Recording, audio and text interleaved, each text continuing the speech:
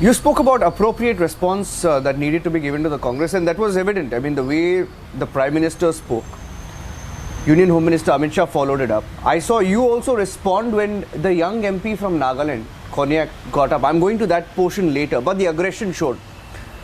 In the constitution debate, every speech of the senior leaders ended with a reality check being given to the Congress party. Was that deliberate? See, you have to understand one thing. We want to move forward, but we have to carry along our legacy. We can't forget our history. Having said that, we should not, be dealing with the past issues and then forget the future. We can't do that. But Congress kept on creating a narrative that BJP doesn't respect Ambedkar's constitution. So there we had to reflect the reality and show mirror to them that it is the Congress party which insulted Babasaheb Ambedkar. It is the Congress party which disregarded many of the Ambedkar's suggestions to be incorporated into the Constitution of India.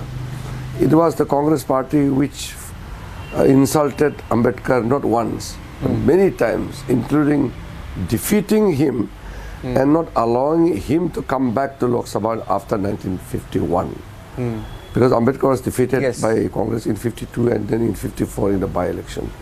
Thereafter Ambedkar quit the electoral politics. Then further they insulted Ambedkar by not conferring Bharat Ratna to him till 1990 when Congress was voted out.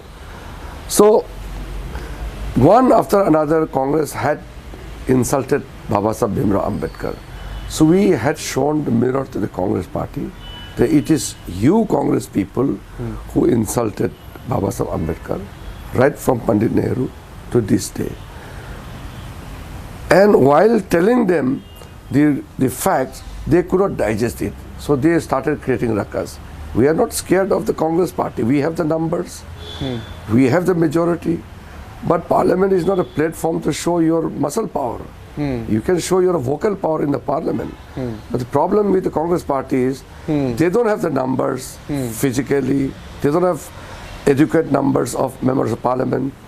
They don't have substance. They don't have the facts with them. So they believe in sloganeering and then started creating problem in the Parliament House and also outside the house in the premises. So we are very upset with the Congress party, but I would like to suggest the other young members of Parliament within the Congress party and other MPs to tell Rahul Gandhi to stop behaving in a very irresponsible manner. Because all these problems are because of Rahul Gandhi. I know many of the Congress MPs told me that they also want to run the house. But the problem is... They told you now? Now? No.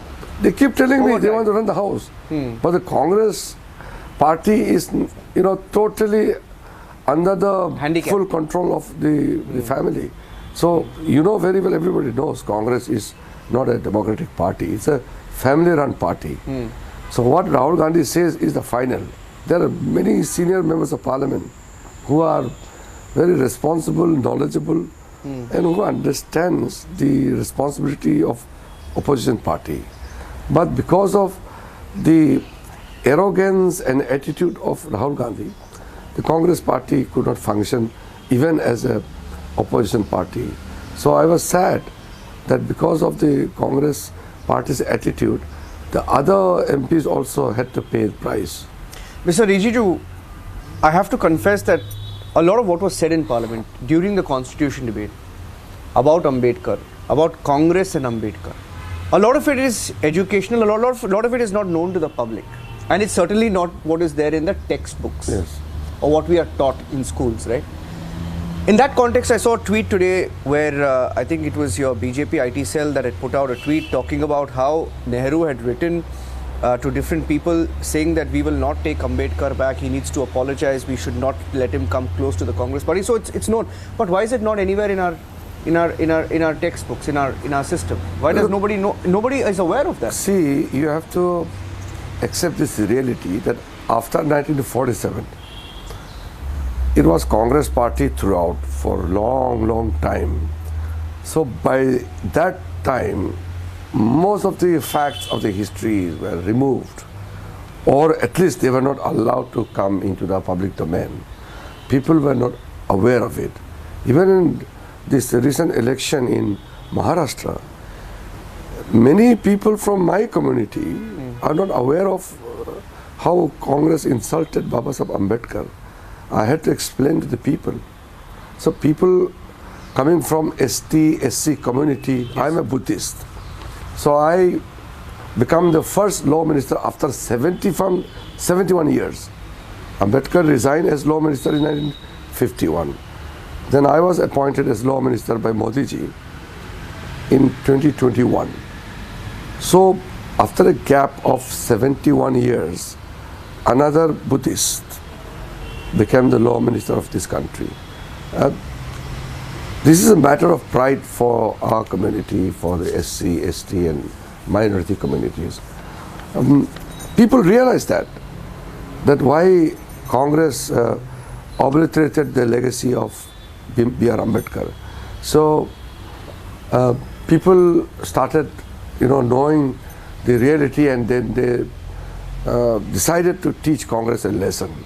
So that is why in Maharashtra election, yes, large chunk of SC, ST and Buddhist communities particularly, they voted against Congress party because they realized that Congress has fooled our community for too long.